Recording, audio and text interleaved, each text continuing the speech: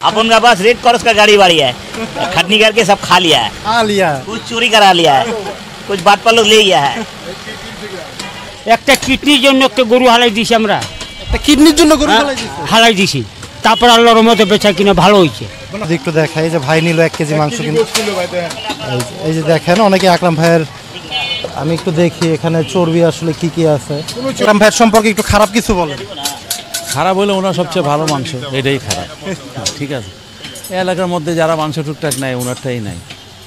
দর্শকরাও বলে যে ব্যাপারীরা আপনার কাছ থেকে টাকা কাইরা কাইরা নিয়ে যায়, একজন সালিশ করে দেয়, যখন কারবারের জায়গা থাকে 2-1000 কম বেশি হলে কারবার। সালিশ আলাদের আসলে লাভটা কি ভাই, নাকি কিছু পায় না? ওটা ওই সালিশ করে দেয়, ওটা বেচা কিনি করা দেয়।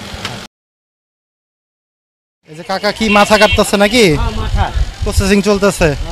মাথা তো কি 500 কেজি? 500 টাকা কেজি।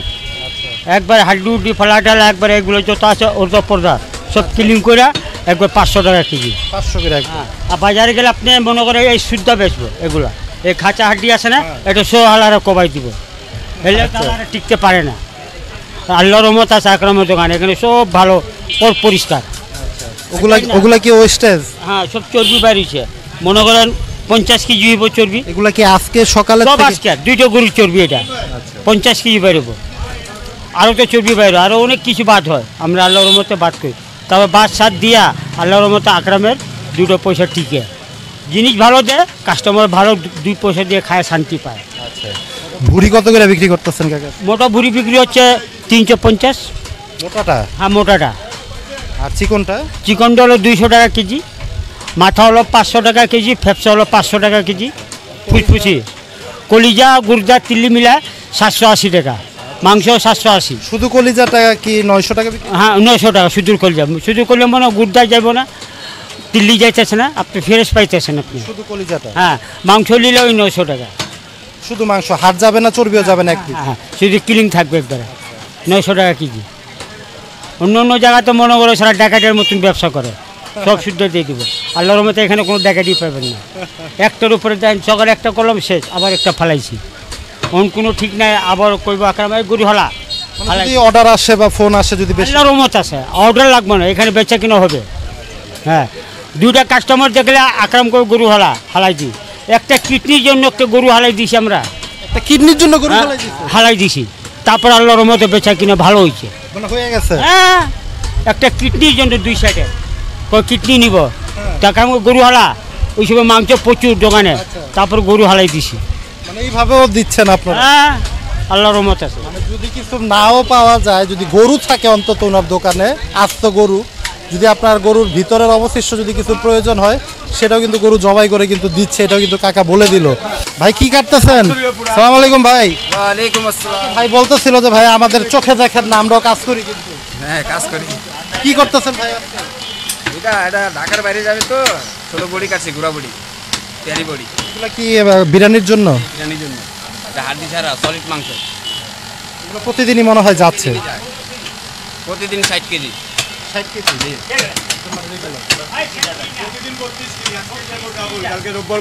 আচ্ছা আচ্ছা, 32 কেজি। যাক, একটু ইনফরমেশনে ভুল হয়েছে বন্ধুরা, প্রতিদিন 32 কেজি করে কিন্তু বিরিয়ানির জন্য মাংস যাচ্ছে।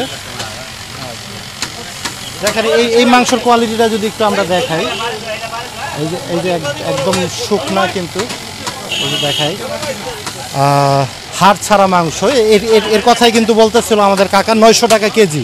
আপনারা যদি কেউ চান যে একদম হাড় ছাড়া মাংস সংগ্রহ করবেন আকরাম ভাইয়ের দোকান থেকে, এইভাবে প্রসেসিং করে দিবে, 900 টাকা করে কেজি পড়বে আর কি আকরাম ভাইয়ের দোকানে।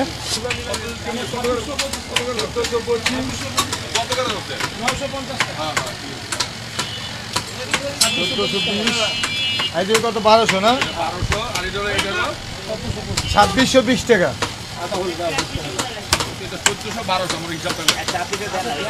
ওই তো 2600 টাকা দেন। না না, 1 কেজি মাংস দেন, এটা ভালো হয়ে দেন। মাংস দেন, মাংস চিনেন, মেহমান আছে তো।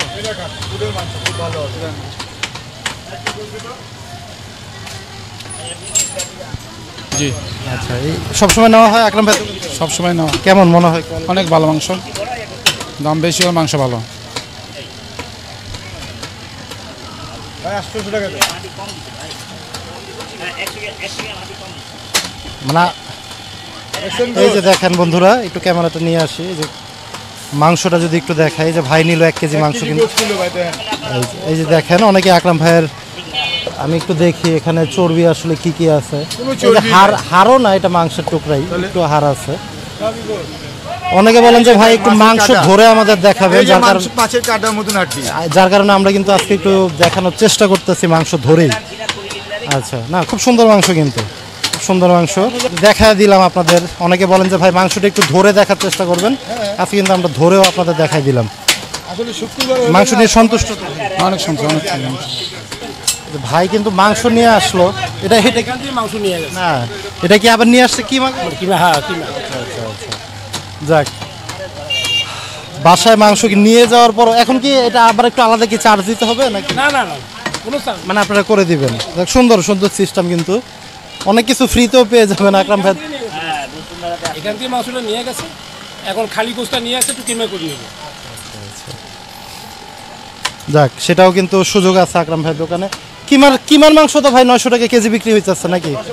950 কিমাটা। আচ্ছা, যমুনা বসুন্ধরা। আচ্ছা, কেমন আকরাম ভাইয়ের সম্পর্কে একটু খারাপ কিছু বলেন? খারাপ হলে ওনার সবচেয়ে ভালো মাংস, এটাই খারাপ। ঠিক আছে, এই এলাকার মধ্যে যারা মাংস টুকটাক নেয় ওনারটাই নাই, বুঝতে পারছেন? আসলে ভালো যেখানে পালে মানুষ ওখানেই যায়, এটা হচ্ছে বেশি আর কিছু বলতে চাই না। দোকান তো অনেকটাই আছে, হ্যাঁ, আপনারা প্রত্যেকটা দোকানে গিয়ে ভিউ নিচ্ছেন, কোনটা ভালো না ভালো এটা জনগণই ডিসাইড করবে। আমরা দেখাচ্ছি। अपन का पास रेड क्रॉस का गाड़ी वाड़ी है, खटनी करके सब खा लिया है, আলিয়া कुछ चोरी करा लिया है, कुछ बाट पर लोग ले गया है। ভাই, চুরির যে গরুগুলো সেগুলোর কি আসলে কোনো সন্ধান এই পর্যন্ত মিলা গেছে? বা सरकारी लोग ना दीते पड़ले हम कोई तो देंगे, ওরা চোরি তো আছে সব সালারা। এখানে কি সিসি ক্যামেরার কিছু ধরতে পারতেন? সিসি ক্যামেরা আছে তো, নিয়ে যেতেছে না, কালো পুরো ডায় থাকে। মানে মুখোশ ভাই থেকে কাজটা করছে। আর ওটা কাইটা চিকল কাটা হেন থেকে ওই চালে ওই চা দোকান আছে মুরবি মহিলা, ওটা পাথর ইট দিয়ে মারতাছে, ইট চালায় মাসে ভয় পায় ঢুকে গেছে, আবার ছুরি চাবাড়ি দিয়েছে, বুঝছেন? হ্যাঁ হ্যাঁ ভাই, বুঝ লাগবে।